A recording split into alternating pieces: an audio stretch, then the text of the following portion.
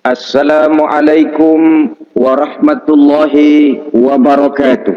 Waalaikumsalam warahmatullahi wabarakatuh. Bismillahirrahmanirrahim. Alhamdulillahi rabbil alamin. Wassalatu wassalamu ala asyrafil anbiya'i wal mursalin, imamil muttaqin, sayyidil ghurril muhajjalin, Sayyidina wa maulana Muhammadin wa ala alihi wa ashabihil mujahidin at-tahirin limin rahimakumullah. Kejadian dan keberadaan kita dalam kehidupan di dunia ini merupakan kejadian dan keberadaan yang terima jadi atau terima beres. Artinya tidak seorang pun di antara kita yang dahulunya pernah mesen untuk punya potongan seperti yang sekarang ini, punya warna kulit seperti yang sekarang ini, punya bahasa seperti yang sekarang ini. Seluruhnya kita terima jadi. Oleh karena kita terima jadi, maka Allah tidak menilai manusia dari rupa dan potongannya, tidak juga dari harta bendanya. Bersabda Nabi kita, Innallaha la yanzuru ila suwarikum wa amwalikum walakin yanzuru ila qulubikum wa a'malikum. Sesungguhnya Allah Subhanahu wa taala tidak melihat potonganmu, tidak melihat harta bendamu, tetapi yang dilihat dan dinilai oleh Allah Subhanahu wa taala tidak lain adalah hati dan amal perbuatanmu. Kenapa rupanya paras yang cantik tidak dijadikan penilaian utama oleh agama? Pertama, karena yang namanya cantik adalah relatif, tergantung siapa yang memandang. Yang menurut saya cantik, menurut saudara belum tentu cantik, dan yang menurut saudara cantik, menurut saya mungkin jelek, enggak ketulungan. Oleh karenanya di kalangan para ahli cinta ada perbedaan pendapat. Sebenarnya cantik yang bikin orang jatuh cinta atau cinta yang menyebabkan orang jadi cantik? Dua-duanya bisa saja terjadi.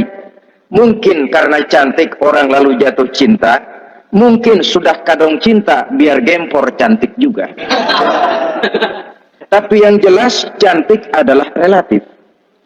Yang kedua, cantik itu temporer, berubah oleh pergeseran masa dan pertukaran waktu. Tidak ada orang makin ke ujung makin cantik. Sekarang dia sedang sweet 17-an, umur 17-an, of course cantik bukan alam kepala. Seluruh yang ada dalam dirinya menjadi syair di kalangan para remaja. Rambutnya katanya ikal berderai, pipinya bak paut dilayang, lalu janggutnya katanya macam lebah bergantung, alisnya macam semut beriring.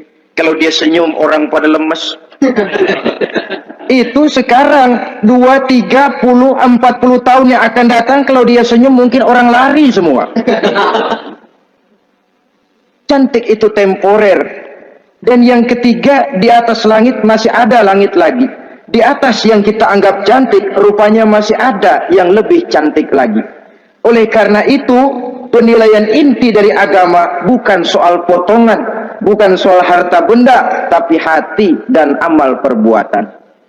Alangkah lebih idealnya lagi kalau hati yang baik dan perbuatan yang baik berada pada rupa yang elok juga. Inilah yang dinamakan kecantikan zahir dan batin. Dan ini yang dimiliki oleh Nabi Allah Yusuf alaihi salam yang akan kita bicarakan pada pertemuan kita kali ini.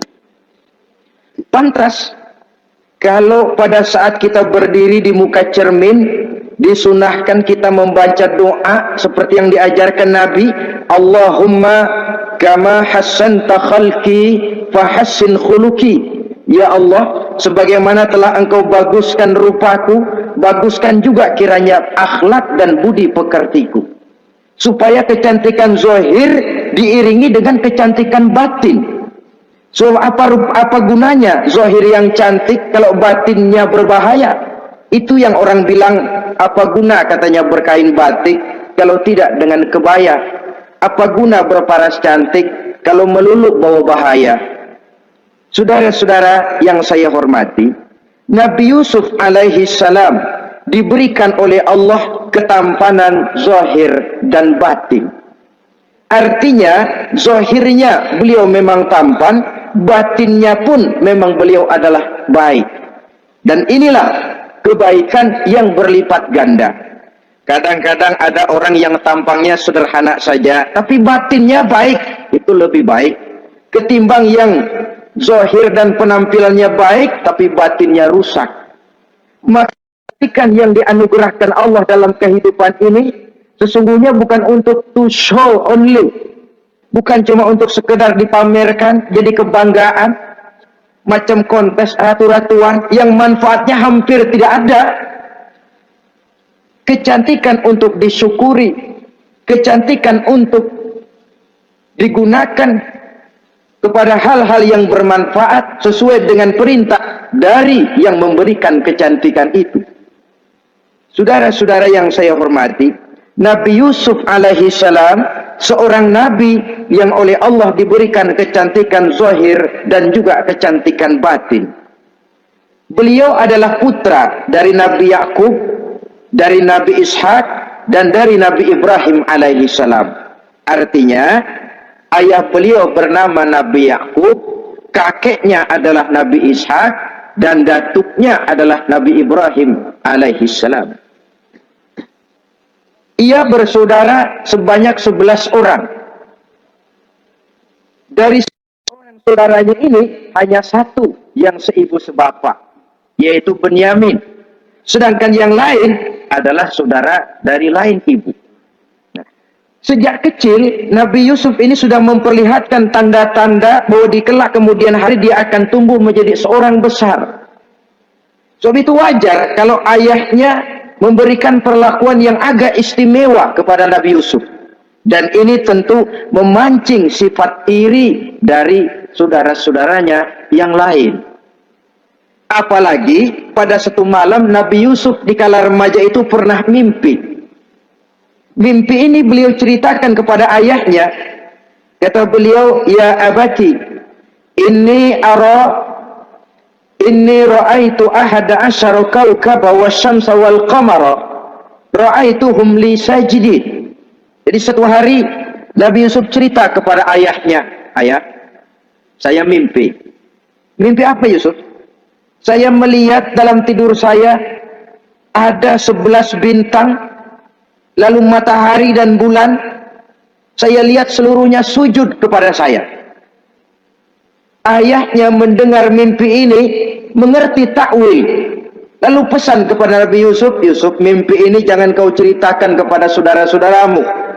Mereka sudah punya pandangan yang tidak baik kepada dirimu. Kalau ini kau ceritakan, mungkin akan membahayakan bagi dirimu." Sebab rupanya saudara-saudaranya yang lain ini iri hati kepada Nabi Yusuf yang memiliki keistimewaan dan mendapat perhatian istimewa juga dari orang tuanya. Saudara, kita tahu ini sesuatu yang wajar dalam kehidupan. Pepatah bilang, likulli zi ni'matin mahsudun. Tiap kali kita mendapat suatu nikmat, bakal ada orang yang hasud, iri hati, dengki. Itu watak kehidupan. Kalau kita jatuh miskin, orang tepuk tangan. Kalau kita jadi kaya, orang tanya berdukun kemana. Wajar saja, likulli zi ni'matin mahsudun. Tiap kali kita mendapat suatu nikmat, tentu ada yang hasud, ada yang iri, ada yang tidak senang. Begitu juga halnya dengan saudara-saudara Nabi Yusuf alaihi salam. Dan watak iri hati ini tidak cuma tinggal iri hati, mereka buktikan lewat tindakan konkret. Suatu hari mereka musyawarah, saudara-saudara yang iri ini. Saudara-saudara, bapak kita enggak adil. Masa Yusuf mendapat perlakuan istimewa? Wa nahnu usbah, sedangkan kita ini golongan yang lebih besar. Dari 12 orang anaknya, masa cuma satu Yusuf yang mendapat perlakuan lebih istimewa? Kita ini yang 11 dianggap amin apa? Enggak adil abah kita ini. Iya, tapi caranya bagaimana? Apa kita omelin bapak? Jangan. Habis Yusuf singkirin. Kalau Yusuf nggak ada, kan anaknya tinggal kita. Praktis perhatiannya seluruhnya akan tercurah kepada kita. Nah, saya ingatkan, bahwa hasud sering mendorong orang untuk melakukan segala macam cara. Artinya orang itu kalau sudah dibakar sifat dengki, iri hati, dia rela melakukan apa saja. Pertama, agar nikmat yang ada pada diri orang lain hilang. Yang kedua, supaya nikmat itu pindah kepada dirinya. Andai kata tidak pindah kepada dirinya, ya hilang sajalah. Jangan orang lain yang dapat nikmat. Ini watak hasud. Ingin nikmat orang lain pindah kepada dirinya, atau hilang walaupun tidak pindah kepada dirinya, tapi yang bersangkutan tidak lagi mendapat nikmat. Untuk itu segala macam cara akan dilaksanakan.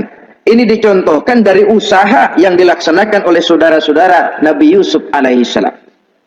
Oke, setuju, kita singkirkan Yusuf. Tapi caranya bagaimana? Gampang. Bunuh saja. Kalau bunuh sih rasa-rasanya tidak sampai hati membunuh Yusuf.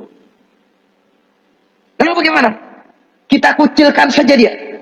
Kita asingkan dari sini, kita buang jauh-jauh supaya dia tidak ada lagi kelihatan dalam pandangan Abah. Kalau dia sudah tidak ada dalam pandangan Abah, yang dilihat cuma kita dan seluruh kasih sayangnya akan tercurah kepada kita semua. Nah, setujulah kalau itu. Caranya nanti kita atur belakangan. Jadi satu hari permisilah saudara-saudaranya ini kepada Nabi Yakub. Abah, kami permisi mau pergi main-main dan Yusuf akan kami ajak. Kata Nabi Yakub, saya khawatir. Nabi Yakub sudah melihat gelagat yang tidak baik, sudah ada semacam firasat. Saya khawatir kalau Yusuf kau bawa, nanti dia akan kena celaka atau dimakan oleh serigala, sedangkan kamu nanti akan lalai. Kata anak-anak yang lain, percaya dah Pak, saya akan jaga. Saya kan saudaranya, masa tega membiarkan Yusuf celaka atau dimakan serigala. Pokoknya aman, sip dah.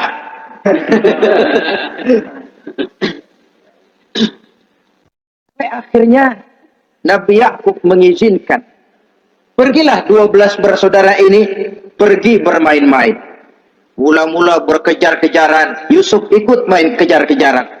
Lantas buka baju, Yusuf ikut buka baju. Sampai ketika tiba di tepian sebuah sumur tua, rencana yang sudah disepakati itu dilaksanakan. Nabi Yusuf diangkat beramai-ramai, digotong, lalu dimasukkan, diceburkan ke dalam sumur mati itu. Kemudian baju Nabi Yusuf itu mereka basahi dengan darah kambing. Setelah itu mereka pun pulang menemui Nabi Yakub alaihi salam dengan rasa sedih yang dibikin-bikin. Ini penyakit hasud. Jadi kalau orang hasud kepada kita, begitu kita mendapat kesulitan, dia datang dengan air mata buaya. Belaga sedih, belaga ikut berduka cita, padahal sih hatinya sorak, padahal batinnya girang bukan main. Pak, saya ikut berduka cita, Pak, saya ikut sedih, padahal hatinya biar mampus loh. Ini yang dilakukan oleh saudara-saudara Nabi Yusuf. Mereka datang dengan air mata berurai, nangis, Abah, ketika kami sedang main-main, Abah, kami lupa, kami tinggalkan Yusuf sendirian. Ketika kami balik, kami cuma mendapati bajunya sudah berlumur darah. Barangkali saudara kami Yusuf dimakan oleh serigala. Nabi Yakub tercenung. Ternyata firasatnya adalah benar.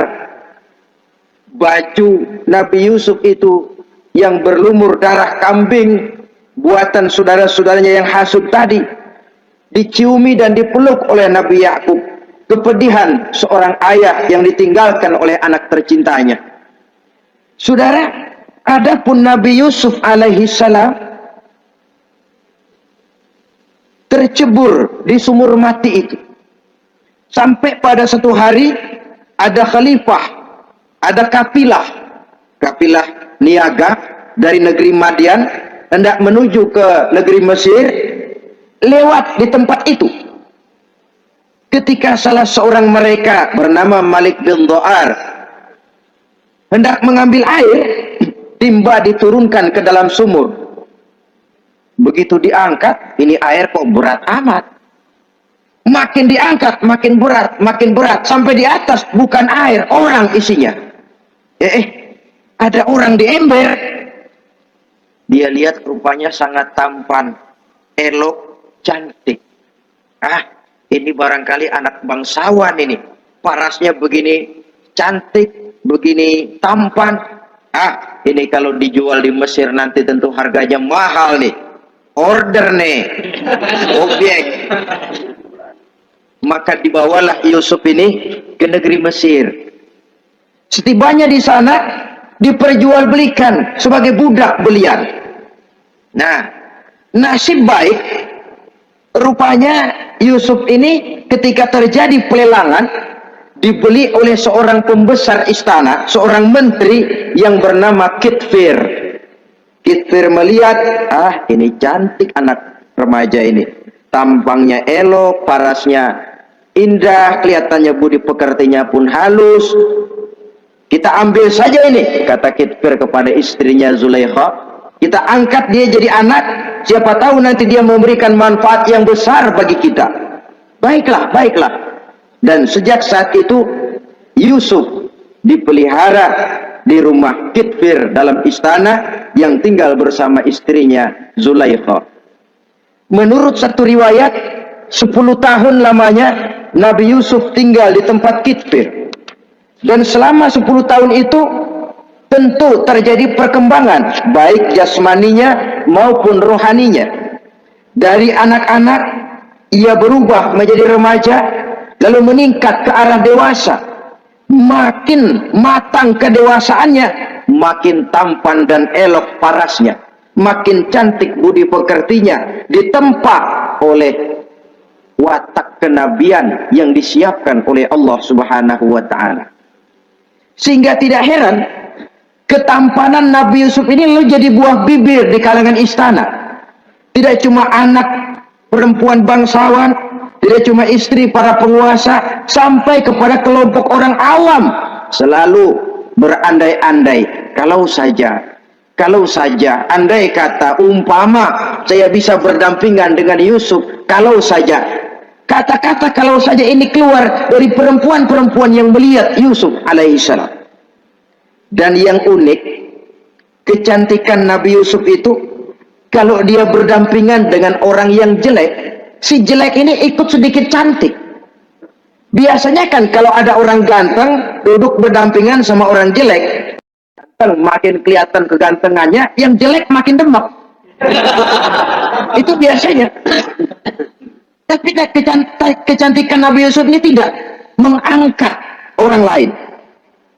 Nah, rupanya yang tertarik kepada ketampanan Nabi Yusuf ini tidak cuma perempuan-perempuan lain, juga termasuk Siti Zulaikha, istri daripada Kitfir, yang merupakan ibu angkatnya. Kalau pada mulanya Zulaikha merawat Nabi Yusuf sejak kecil dengan harapan nanti akan membawa manfaat. Setelah dilihatnya makin lama makin tampan, makin lama makin cantik, makin lama makin rupawan, berubah rupanya rasa kasih sayang seorang ibu menjadi kasih sayang seorang perempuan kepada laki-laki. Dia merindukan saat-saat di mana dia bisa mencurahkan rasa hatinya itu kepada Nabi Yusuf alaihi salam.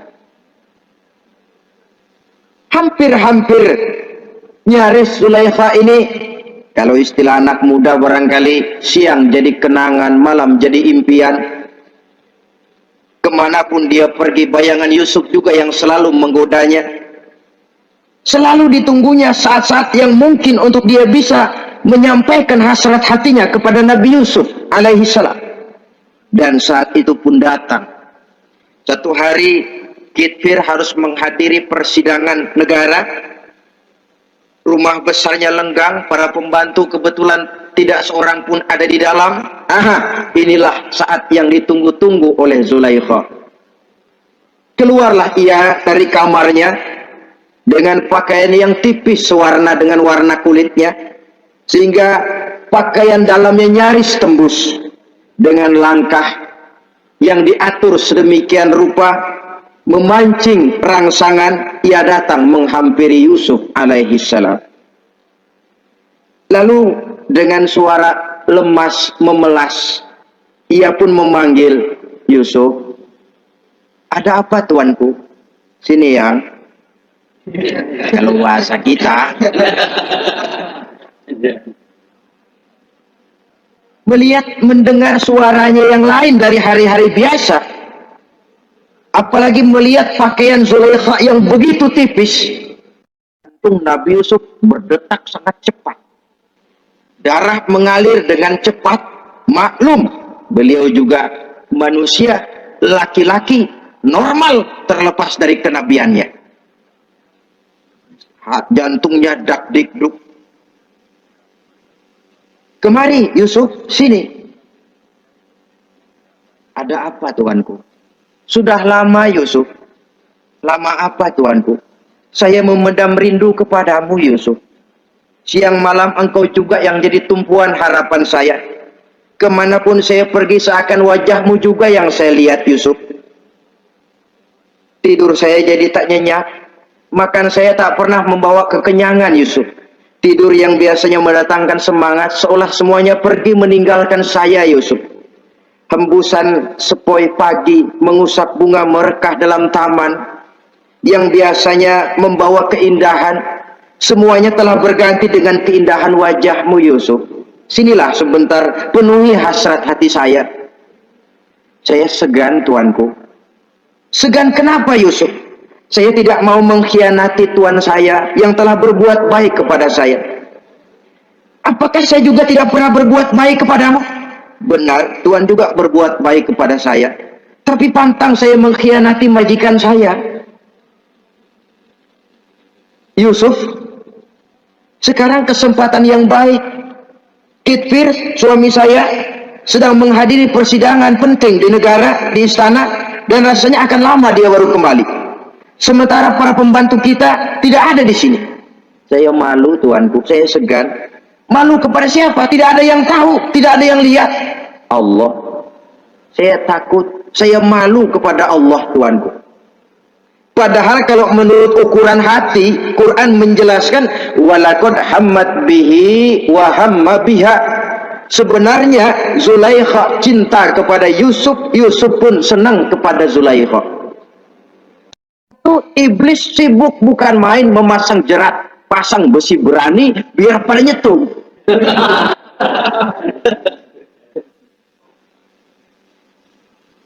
Zulaikha senang Yusuf, Yusuf sebenarnya pun secara manusiawi menyenangi Zulaikha.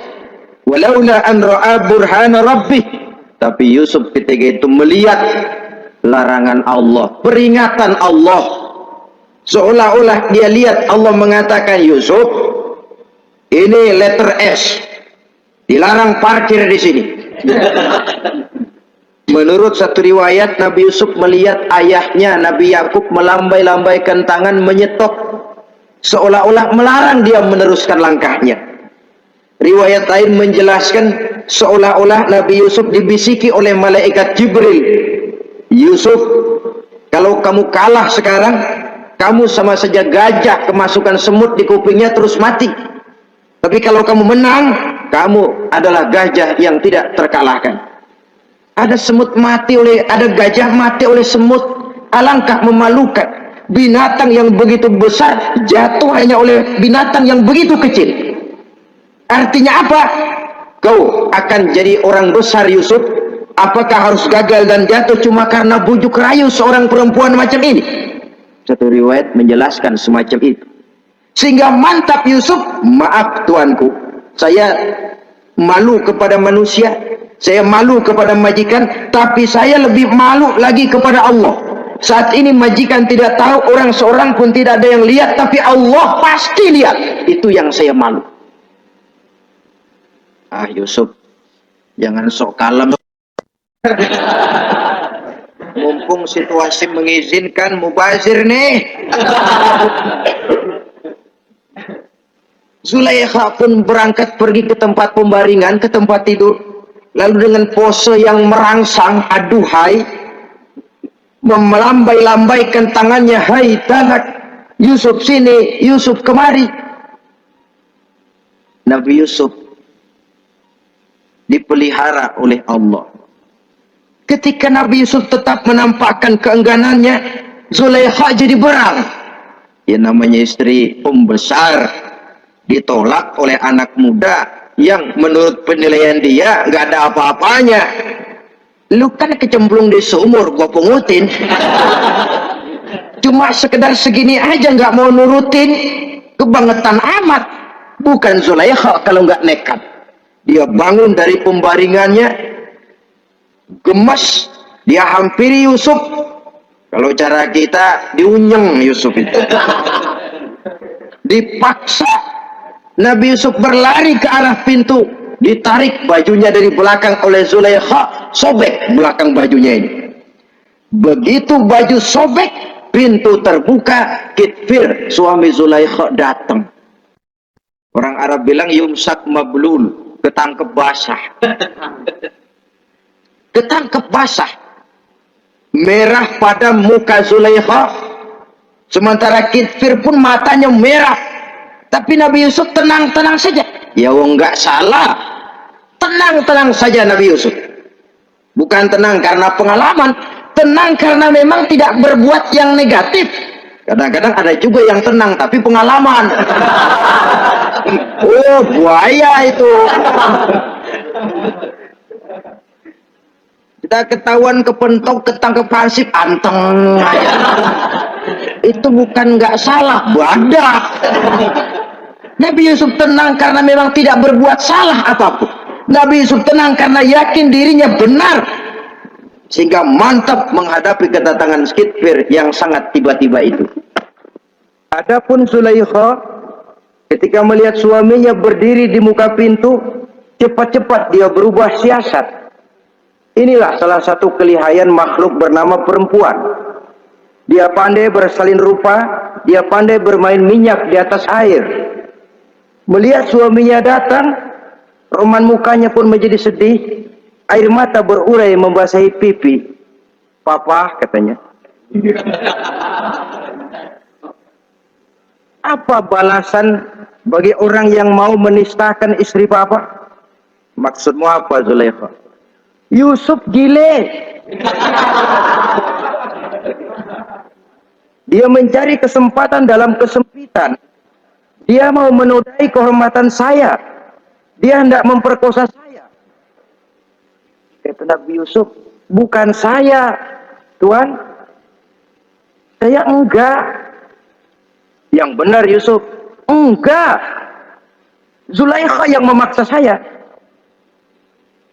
Betul Zulaikha, tidak. Yusuf yang memaksa saya. Sampai akhirnya salah seorang dari isi rumah itu memberikan jalan keluar. Tuan Kitfir, begini saja. Sulit memang untuk dilacak kebenarannya. Cuma periksa saja baju Yusuf. Kalau bajunya sobek di belakang, Yusuf benar, Zulaikha salah. Kalau baju Yusuf sobeknya di depan, Zulaikha yang benar, Yusuf yang salah. Nah, apa artinya itu? Kalau bajunya sobek di belakang kan artinya Yusuf kabur, ditarik dari belakang. Tapi kalau bajunya sobek di depan, itu artinya Zulaikha nyakar-nyakarin baju Yusuf dari depan. Lihat saja, pokoknya kalau bajunya sobek di belakang, Yusuf benar, Zulaikha salah. Kalau baju Yusuf sobek di depan, Yusuf salah, Zulaikha benar. Ketika diperiksa, dicek bajunya, betul sobek di belakang.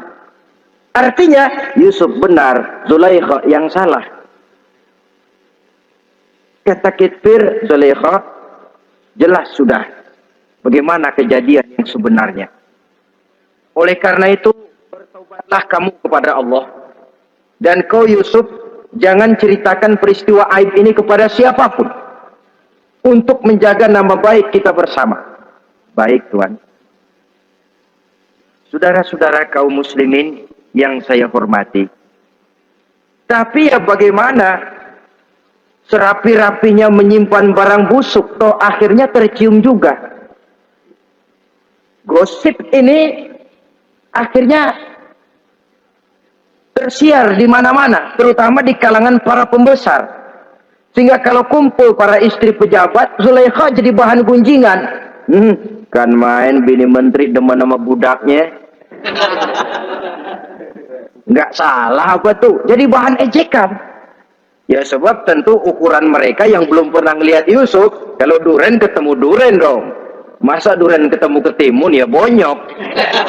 Artinya nggak seimbang. Masa istri bangsawan tergila-gila sama anak angkatnya, sama budak beliannya, nggak masuk rasio itu. Zulaikha dengar berita macam itu. Sampai dalam hatinya, pantas saja kamu ngenyek saya, kamu meremehkan saya, karena kamu belum pernah lihat potongan Yusuf bagaimana. Akhirnya dalam hati Siti Zulaikha ini timbul semacam dendam. Suatu saat gua kerjain loh. Caranya gimana? Satu hari para istri bangsawan ini diundang ke tempat Siti Zulaikha. Duduk di satu ruangan luas. Setelah duduk dihidangkan makanan. Makanannya aneh. Cuma buah sama pisau. Ketika buah dan pisau sudah siap, satu orang satu, satu orang satu, satu orang satu. Ketika mereka sedang mengupas itu, Zulaikha berkata kepada Nabi Yusuf, Yusuf, kau jalan dari sini ke sana, melintas kayak peragawati gitu.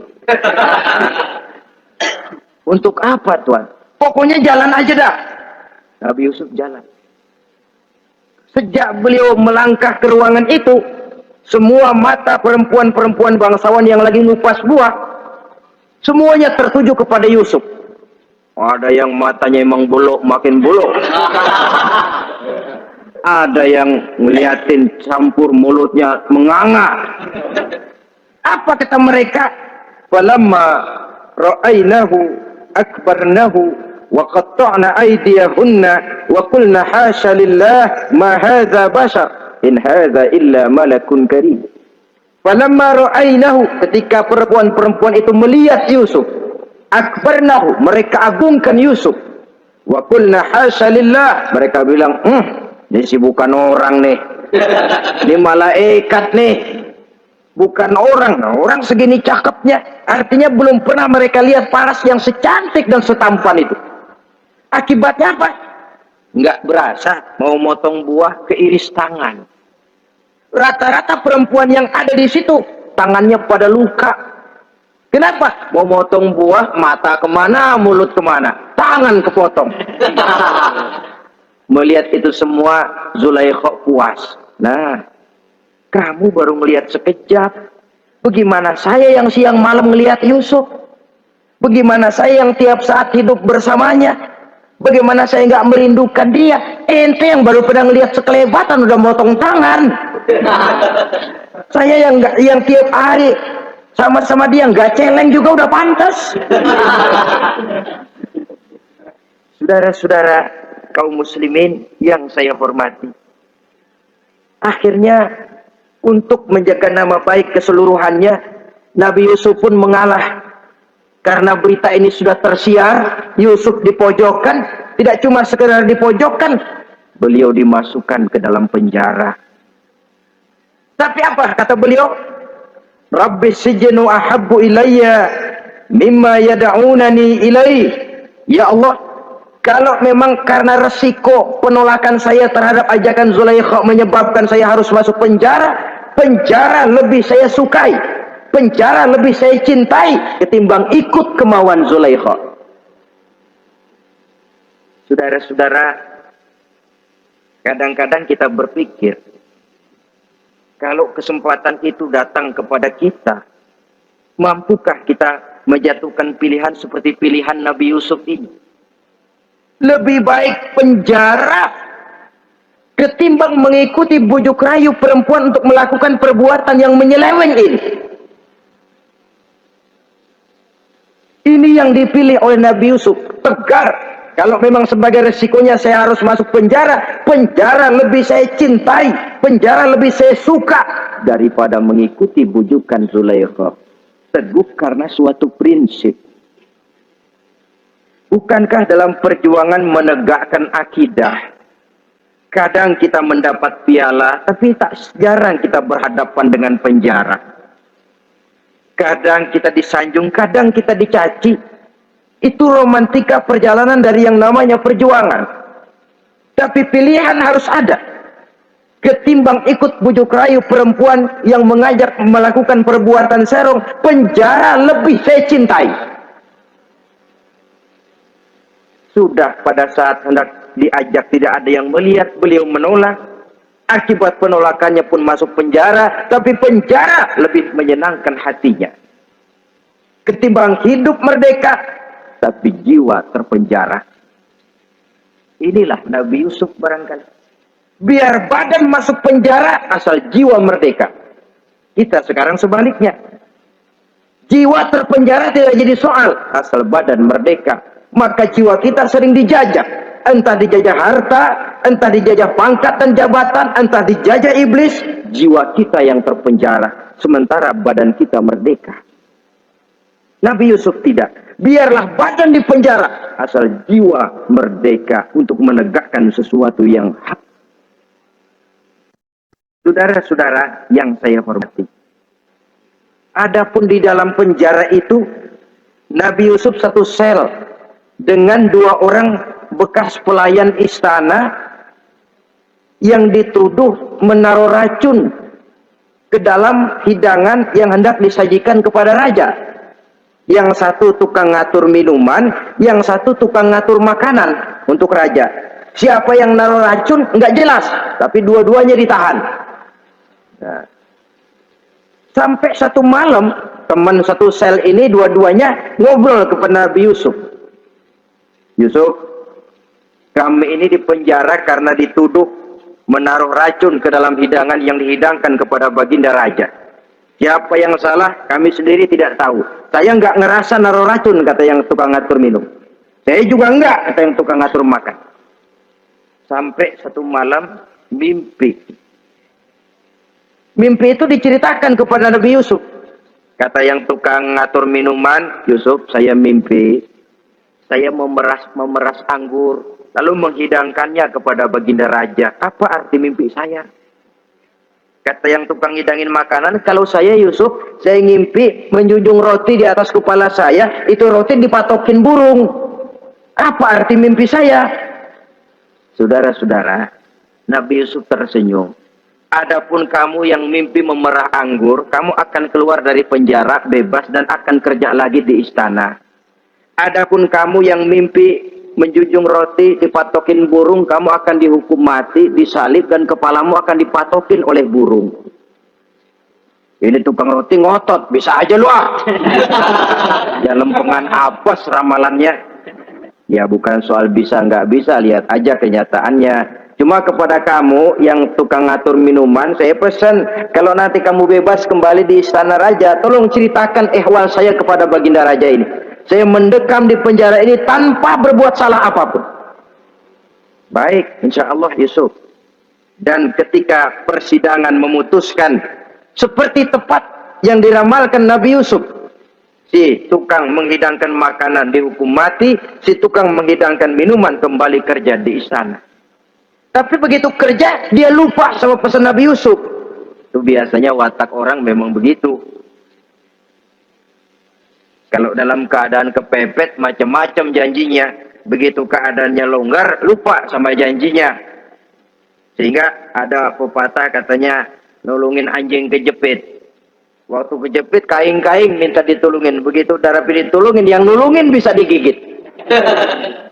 Saudara hadirin yang saya hormati, sampai bertahun-tahun Nabi Yusuf mendekam dalam penjara. Tapi itulah yang menambah kedewasaannya. Maka orang beriman ya, yang mantap nilai imannya, tempat tidak jadi soal. Kadang-kadang dia merasakan penjara lebih indah dari alam terbuka. Banyak orang-orang beriman yang justru di penjara menghasilkan karya-karya besar. Kita tahu misalnya almarhum Hamka justru di penjara bisa menyelesaikan tafsir Al-Azharnya. Salah satu karya besar pujangga terkemuka ini. Macam Hasan Al-Banna, Abdul Qadir Audah, dan banyak lagi tokoh-tokoh Ikhwanul Muslimin merasakan justru penjara itu bagaikan surga.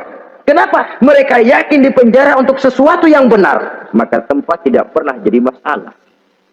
Kalau jiwa merdeka puluhan tahun mendekam di penjara, tidak akan merupakan satu rasa yang lama. Kenapa? Jiwa tidak bisa dibatasi oleh ruangan 2 kali 3 meter.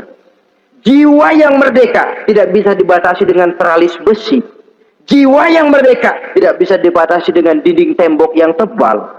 Jiwa yang merdeka mengembara, melanglang buana, mencari idealisme yang ada dalam dirinya.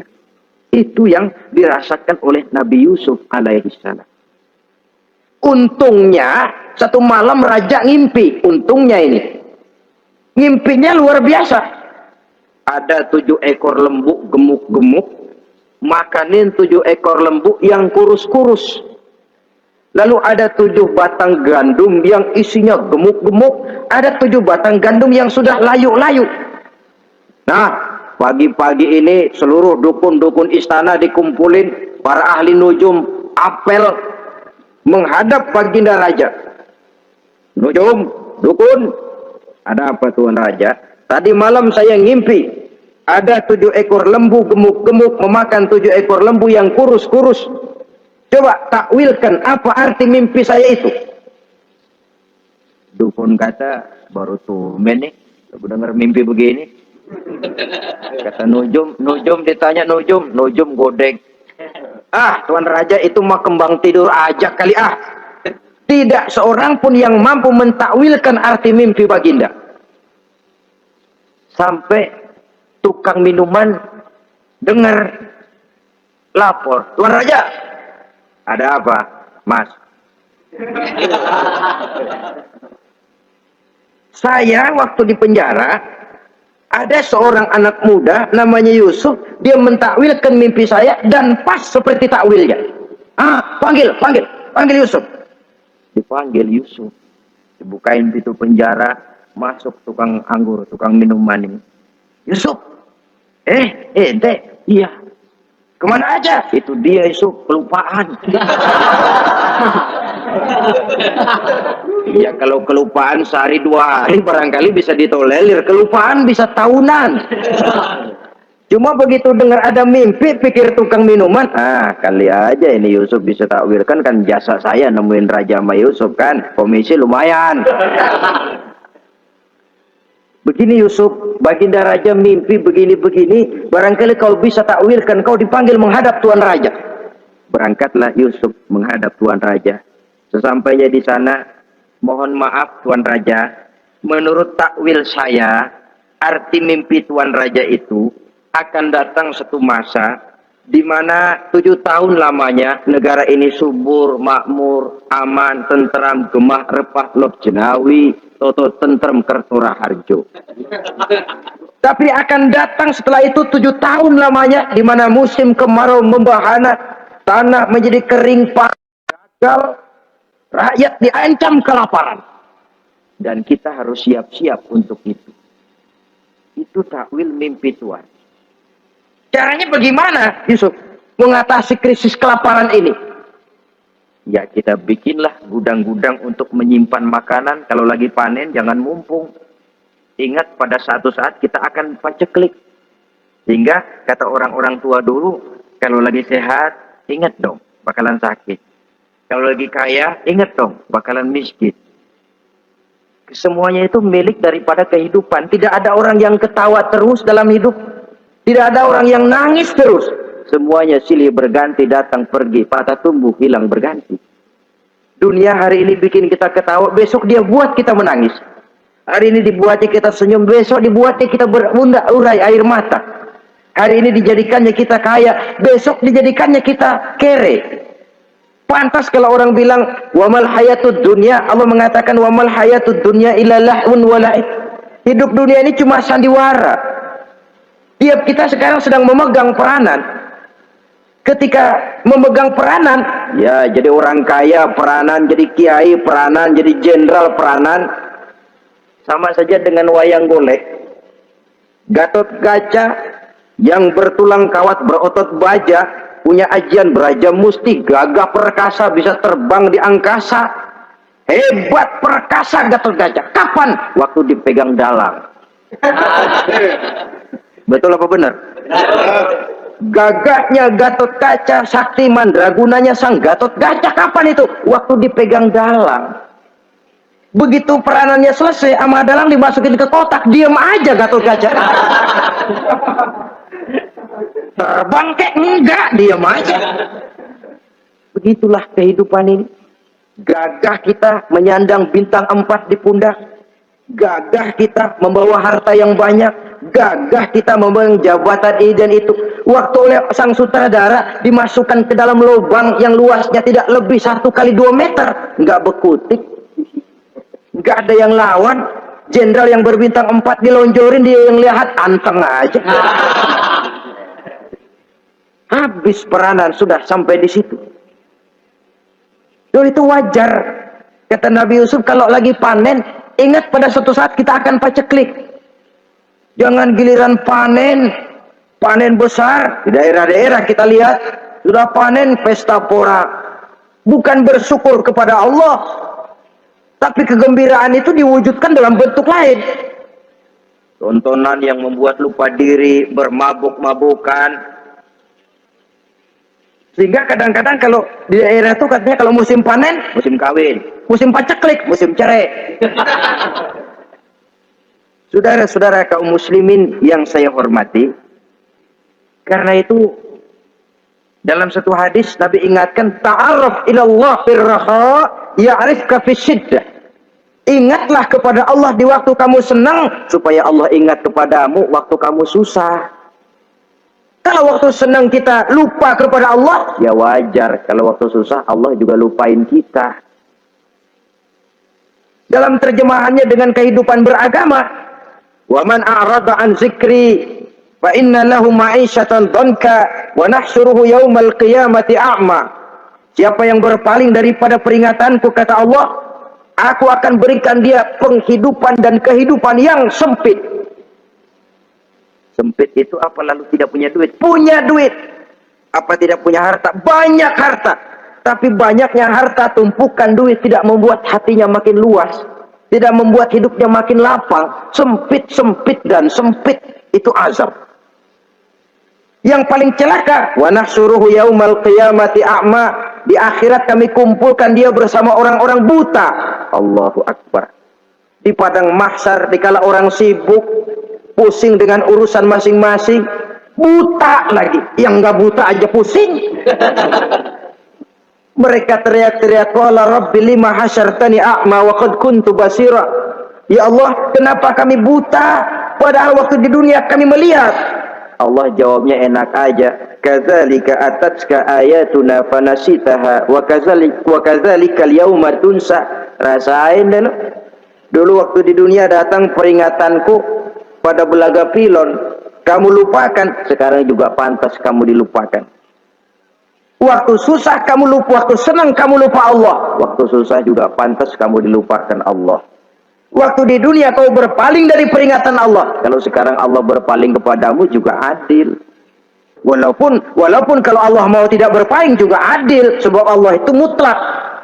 Tidak ada yang membatasi apa yang dimaui oleh Allah. Saudara-saudara kaum muslimin, itu pesan Nabi Yusuf. Bikin gudang yang besar, simpan bahan makanan untuk persediaan musim kemarau. Kalau begitu sekalian aja deh Yusuf. Sekalian bagaimana Tuan Raja? Kau saya angkat jadi menteri urusan makanan dan urusan kemakmuran. Tuan Raja, apa enggak terburu-buru? Kau bisa mentakwilkan mimpi saya, bahkan kau bisa mencari jalan keluar. Ini sudah sesuatu yang menguntungkan Yusuf. Mencari jalan keluar ini pemikiran yang menteri saya belum bisa berpikir kayak kamu. Sudah, kau pegang jabatan ini. Nabi Yusuf tidak minta, diberikan. Dan memang ada pesan, jangan memberikan jabatan kepada orang yang meminta. Terus kalau orang sudah minta, tentu ada pamrih dan ada tendensi. Jangan memberikan jabatan kepada orang yang banyak ngeluarin duit untuk mencapai jabatan itu. Sebab apa? Kalau orang mendapat satu jabatan karena banyak ngeluarin duit, maka pekerjaan pertama yang akan dilakukan setelah mencapai jabatan itu ialah dia akan berpikir bagaimana caranya biar modal gua pulang. Orang jadi gubernur, jadi menteri karena banyak keluarin duit, belum dia sempat kerja buat kepentingan rakyatnya, dia lebih dulu akan berpikir bagaimana duit yang saya keluarin supaya pulang. Sisanya kalau ada, barulah untuk kepentingan rakyat itu pun kalau keburu. Saudara-saudara yang saya hormati, Nabi Yusuf tidak pernah minta jabatan. Raja memberikan jabatan itu. Dan tepat seperti takwil beliau, musim kemarau datang, rakyat dilanda kelaparan, lalu berbondong-bondong ke istana mencari bahan makanan. Yusuf langsung mendrop bahan makanan ini. Alhasil saudara-saudara, bahaya kelaparan ini sampai juga ke daerah tempat di mana Nabi Yakub tinggal. Lalu beliau utus anak-anaknya. Saya dengar di negeri Mesir ada seorang menteri muda yang tampan dan baik hati. Pergilah kau ke sana dan mintalah makanan darinya. Berangkatlah mereka ini. Saudara-saudara, nggak bisa lihat. Ini saudara-saudara saya ini yang dulu nyeburin saya ke sungai. Sekarang pada antri minta jatah makanan. Kalau kita lagi di atas lihat orang di bawah kan enak. Yang bawah kelagapan.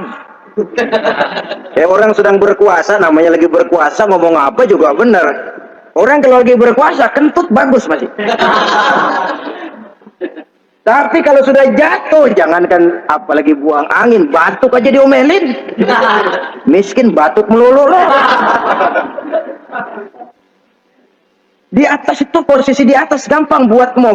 Andai kata Nabi Yusuf waktu itu mau menteror, membalas saudara-saudaranya, kesempatan emas. Tapi memang hatinya, hati yang mulia, jiwanya jiwa yang besar. Diberinya saudara-saudaranya itu makanan, tapi dia tidak memperkenalkan diri dan saudaranya pun tidak mengenali kalau itu Yusuf. Kalau kita kan yang enak, ingat nggak dulu saya diceburin ke sumur, sekarang gantian ya, ayo baris lo, gue ceburin atu-atu. Nabi Yusuf tidak, diberinya saudaranya makanan. Lalu pesan, lain kali kalau kemari lagi mau mengambil makanan, saudaramu yang namanya Benyamin bawa ke sini. Tanpa dia saya nggak mau ngasih makanan lagi. Ya sudah, pulang saudara-saudaranya ini lapor kepada Nabi Yakub. Abah, itu menteri pesan kalau kamu yang mau ngambil makanan lagi, Benyamin harus dibawa. Kalau nggak dibawa kami nggak akan dikasih makanan. Nabi Yakub curiga lagi. Dulu Yusuf hilang. Sekarang nih Benyamin ini saudara sekandung Nabi Yusuf. Kalau yang lain satu bapak lain ibu, tapi dengan Benyamin ini satu ibu satu bapak. Ini Benyamin mau digituin lagi. Bagaimana? Pokoknya Pak, yang dulu-dulu kami udah taubat, dah sekarang mah bener-bener banget dah nih. Biasanya sekali lanjung ke ujian itu seumur hidup orang nggak percaya. Sampai akhirnya Benyamin pun dibawa ke sana.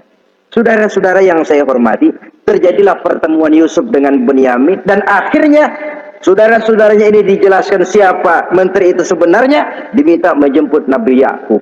Bertemulah Nabi Yusuf dengan ayahnya Nabi Yakub alaihi salam. Adapun Kitfir sudah lama meninggal, Zulaikha pun sudah menjadi janda.